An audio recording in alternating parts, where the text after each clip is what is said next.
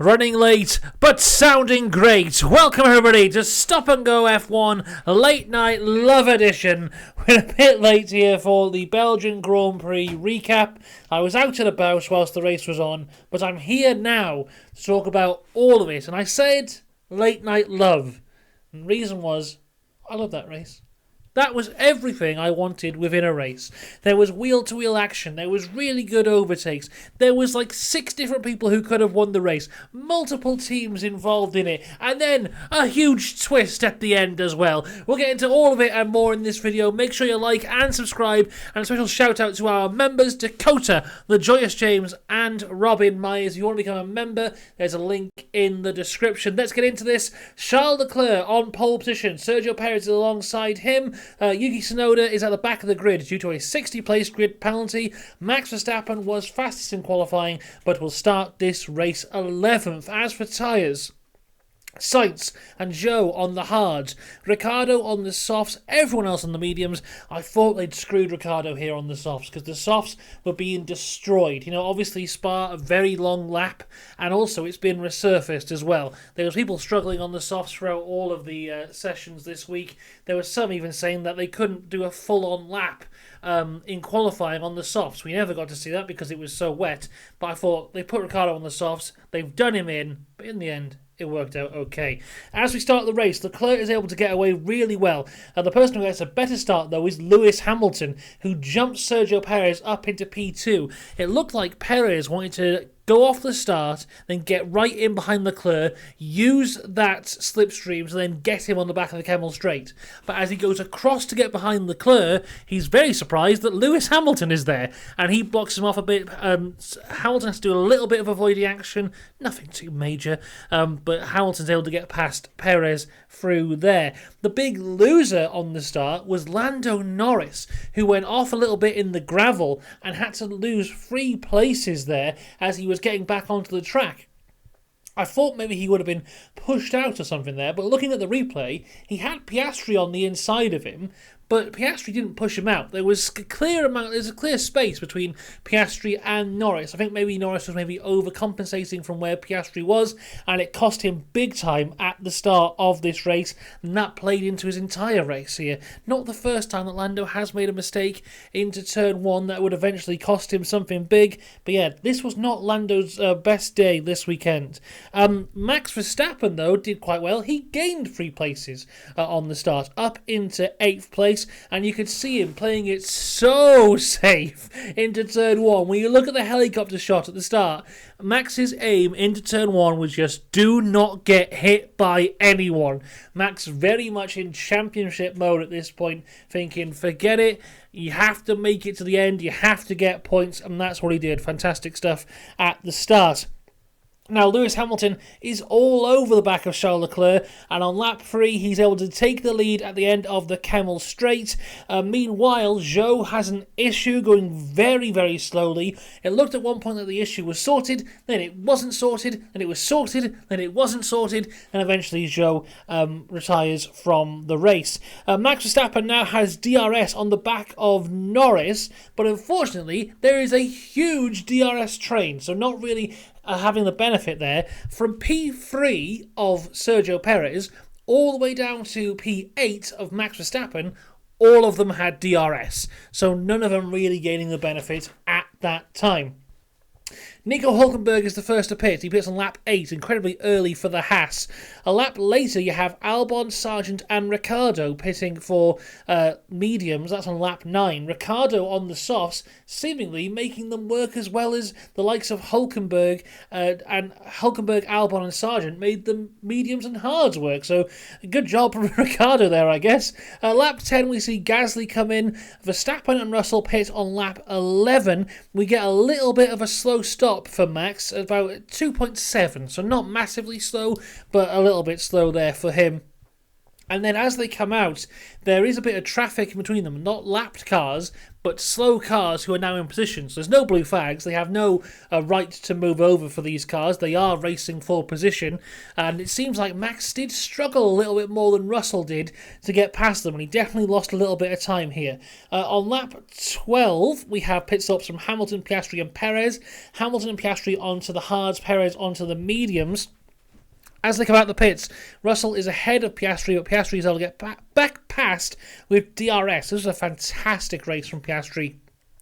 Comes out of the pits on cold tyres, and still, I know he has DRS, but still on much colder tyres, is able to get the car into position and past Russell for a great overtake there.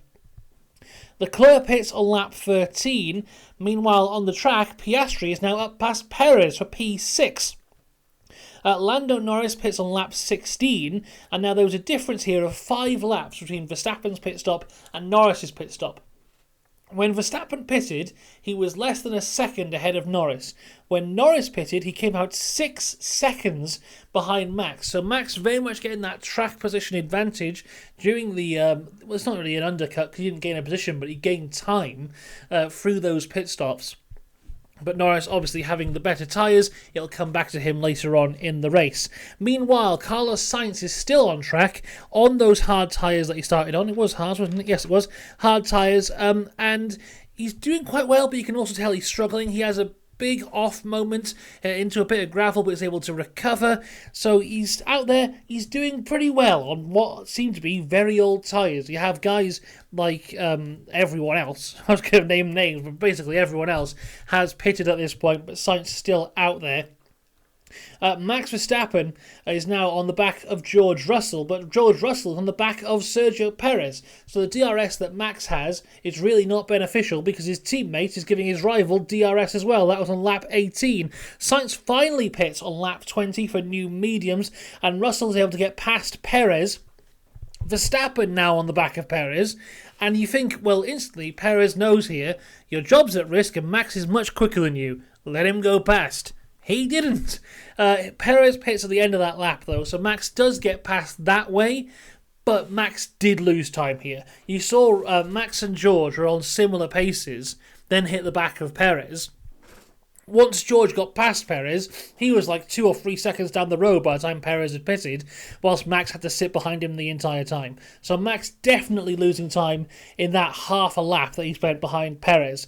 Meanwhile, Norris now has a DRS on Verstappen, but then something came into play here which affected the entire race, and it's that the DRS zone on the Kemmel Straight has been shortened this year to try and make overtaking a bit more difficult, and it certainly did. It seemed like last year, if you had DRS on the Kemmel Straight, you were basically passed. Now, not so much, and this is what happens here with Lando Norris. He's had this pace to catch up to Verstappen. He has the DRS, but because that DRS zone is much shorter, it's not enough for him to get past. And we'll see it happen later on as well, but with Lewis Hamilton and George Russell. Leclerc pits on lap 25, Hamilton pits on lap 26. The lap that Hamilton pits is also the same lap that Russell suggests that they should maybe go to a one-stop, which Mercedes go, yeah, okay then Russell, if you want. Russell does this a lot. We've seen, basically every other race, Russell goes, one stop? And 9 times out of 10, it doesn't work. I was going to say, this is the 1 time out of 10 it does work, but ultimately, it doesn't. We'll get on to that in a little bit. Verstappen pits on lap 28, as does Sainz. Verstappen to the mediums, Sainz to the hards. Norris pits lap 29. Max is now back behind Sergio Perez, who lets him through much quicker this time. Piastri pits from a great position on lap 30, but carries too much speed into the pit stop and hits the front jackman, which causes the entire pit stop to be slower. Firstly, though, who cares about the pit stop? Hopefully the front jackman's okay. They showed him on screen afterwards and he was laughing at himself getting hurt, so hopefully he's not putting on too much of a brave face there and he is okay. Ultimately, the stop was 4.4 seconds. So, you know, Piastri, later on in this race, he's in contention for the win, and he's missing out for it by a couple seconds. There's your couple seconds, Oscar. There's where you lost the race. Unfortunate for him there. Norris passes Sergio Perez for P6 on lap 31, and now Russell is in the lead of this race on tyres that he's had on the car since lap 10. Lewis Hamilton is in P2. He's about 7 seconds behind, but on much, much newer tyres. And this on lap 32. This sets us up to go towards the end of the race. Norris now is told to push as he is within a second of Max in P5. Max also told to push to the end. So here we've got Russell, Hamilton, Piastri, Leclerc, Verstappen and Norris. 6 really fast drivers and 6 drivers who realistically, I believe, at this point were all in contention to win this race. Because anything could have happened at that point. And this is what we live for. As Formula 1 fans, this is what you want. You know, it's never as good when it's one guy dominating or one team dominating. Yes, it's good when it's your guy. So personally, for me, as a Max Verstappen fan, I enjoyed last year because my favourite driver was winning all the time. And I imagine if you're a Lewis Hamilton fan, you enjoyed that when he was winning all the time. But it is so much better when there's competition. And that's why I love this race here. Because realistically, with 10 laps to go, you couldn't say for sure who was going to win. You could say, oh, maybe it won't be Leclerc, Verstappen and Norris because they're a bit out the way. But you couldn't say for sure it wasn't going to be them. And that's what we live for. That's what I love. And you see, this is completely different to what we had last weekend in Hungary. I came up here and I said I hated that race. And for the last week, my mind's just been in a bad place because of that race. Because I hated it so much. And you know, that's what sport fans are like. If it's football or Formula 1 or whatever it is, if it goes badly or it goes wrong, it puts you in, your mojo's all off for the next week. I'll be walking on a cloud this week because this is great. No team order rubbish. No Max Verstappen getting overly aggressive on the radio. No stupid crashes. Just really good drivers driving really well and being competitive. This is Formula 1. I love Formula 1. Let's carry on going. Where even are we? I've lost my place in the notes. I went off script. Max is slowly pulling away from Norris at this point. He has that pace. He's now outside a second of Lando Norris, closing in on Charles Leclerc. Piastri tries to go round the outside of Charles Leclerc, but he can't make it stick. That's on lap 35. The next lap, lap 36, he goes for it again, and he gets it. Piastri up into P3 on lap 36.44. A couple laps later, lap 38, Max Verstappen just outside DRS of Leclerc, but now Norris has come back, and he's within DRS of Max Verstappen. This is the battle for 4th place in this race. Verstappen needing to find a couple tenths to try and get the DRS on Leclerc to help him defend from Norris, and maybe even see him jump into the top 4. Sainz, meanwhile, is closing in on Sergio Perez for P7. A lap later, he gets it. Sainz passes Perez for P7. Lewis Hamilton is now just outside the DRS on George Russell. This is lap 40. Lap 41, he has it. And here we have a fantastic position for Oscar Piastri. Oscar Piastri, yes, catching. By far the fastest man on the grid at this point, catching these two Mercedes. Mercedes say you two are free to fight for the win. Oscar Piastri must be sitting there going, hit each other, and he'll just go right through. It's fantastic stuff. Lewis looks down the inside of George Russell, but can't make the move. Yet again, that DRS zone being shortened, making it much harder to make the pass, even if you are the faster car. I'm going to have to cough in a minute because my throat's going. Wait for that, everyone. Piastri just watching. Sergio Perez, he pits for the fastest lap on soft tyres. Lando Norris had the fastest lap. Red Bull wanting that additional 1 point. That was on lap 43 of 44. Piastri has now got DRS on Lewis Hamilton. But ultimately, it doesn't matter because George Russell wins the race. But he doesn't. Oh my God. There was that cough, everyone. I saved it until the end. I'm sweating. Oh my God. What a race this was. George Russell wins, but he doesn't. Let's get the positives out the way first for George Russell. This was the greatest race he's ever had. This is the best George Russell has ever been within a Formula 1 car. He was fantastic. He had one of his stupid strategy ideas, and he made it work. He defended against Lewis Hamilton whilst not being overly aggressively defending. You could tell how much it meant to him at the end of that race. He was ecstatic and he was exhausted. A lot of guys struggling in this race because, it's a long track. It's a difficult track. There was no safety cars. They went all the way to the end and it really worked out well for him if they pushed hard. But George Russell disqualified. About half an hour after the race, his car was underweight by 1.5 kilograms. Now, I've seen some people discuss why do we have minimum weight in Formula 1. The main reason is safety. So if you can make a car as light as you can, the people who make the cars are always going to make them as light as you can, because lighter means faster. But the thing is, you can't save weight in the engine. You can't just chop bits out of the engine because then the engine won't work. So you can't save weight there. So if you had to make a car as light as possible, the place where you take the weight out would be the bodywork. And the lighter a car is, the less safe it is. Safety is heavy. So the reason we have minimum weights in place in Formula 1 is for safety reasons. There's also, you have your crash tests and all that kind of stuff. But, a heavier the car is, the safer it is. So that's the reason for minimum weights. I'm going to cough again. George Russell missing out by the minimum weight by 1.5 kilograms. The current theory, and of course this is just a theory, is because he went on a one-stop, his tyres had degraded so much and so, been cut down and cut down and cut down by lap after lap after lap, lap 10 to lap 44 on the same amount of tyres. And then when he finishes the race, because it's such a long lap, there's no final proper lap. You kind of just turn back on yourself in the pit lane. So he wasn't able to pick up marbles there. So 1.3 kilos worth of marbles might have saved him, and I think they're saying it's coming from the tyres. To show how much 1.3 kilos is, because it's not much at all,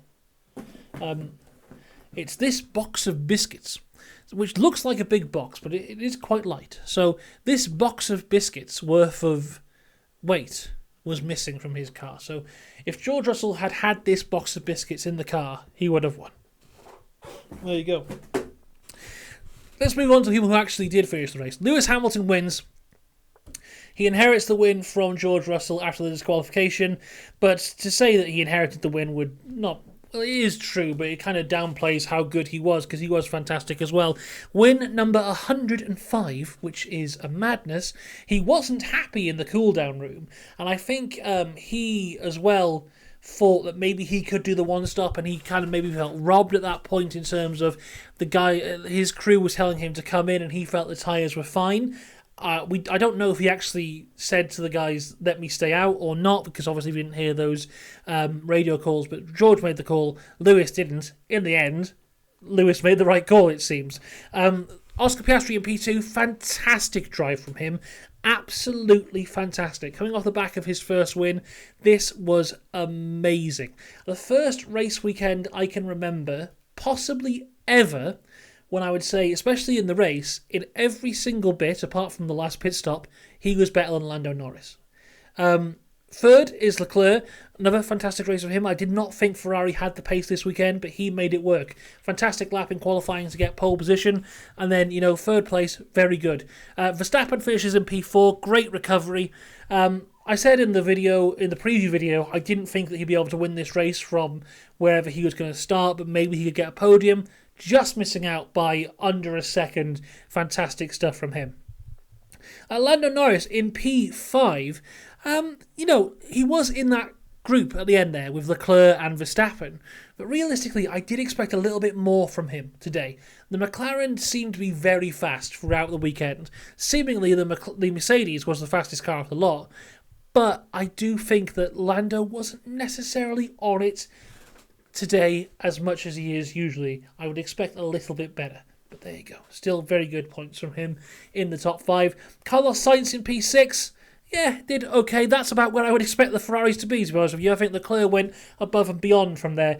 Sergio Perez finished in 7th, despite starting on the front row in what I believe is his last Red Bull race. I think they've said, Helmut Marko has said, there is a meeting that they will hold on Monday. I do not think Sergio Perez is long for Red Bull, and I have no idea if they're going to put him in the Racing Bills car or if they're just going to let him go and put Lawson in it.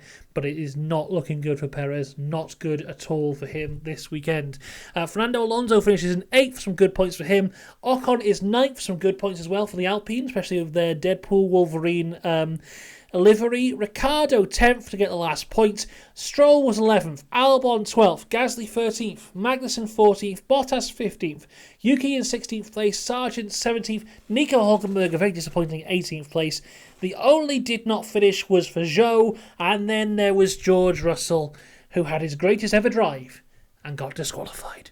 There you go. Let me know what you thought of this race. I thought it was absolutely fantastic. We're back tomorrow with the driver ratings, and we head into the summer break. But don't you dare fret. Because just because No, I said that wrong. I'm saying it again, everyone. Just because F1 goes away doesn't mean stop and go F1 goes away. Because over the summer break, we'll have loads of content for you on this channel. Next Friday, we will have the mid-season driver ratings. We'll take all the driver ratings we've done this far, and then we'll rank all the drivers from worst to best. Every Saturday over the summer break, we'll have the Saturday morning news video. If there's any big news to discuss in the week, it'll be there on Saturday. And here we go. A week on Friday, our big documentary of the year is coming out. Last year we had it on Tom Price. This year it's on someone completely new. I've spent months of my life working on this thing. It comes out in 2 weeks. I can't believe that it's actually coming out at this point. I'm not going to reveal who it's about yet. The person who it is about, if you want to know who it's about, either become a member because it's on the members' posts, or wait until next Friday, I will reveal who it's about. But it's a huge video that I've been working on for a very long time. I cannot wait for you guys to see it. I'm really excited about see what you think. And then, still, the week after that, we'll have another video. Don't know what it's going to be, but there's loads of content to come on the channel, was what I'm saying. So make sure you subscribe for all of that. Oh, my God. Anything else to plug? Driver ratings. I think I've already said that. What a race. What a time. What a YouTube video from Stop and Go F1. I'll see you next time. Have a good one. End the video. Goodbye.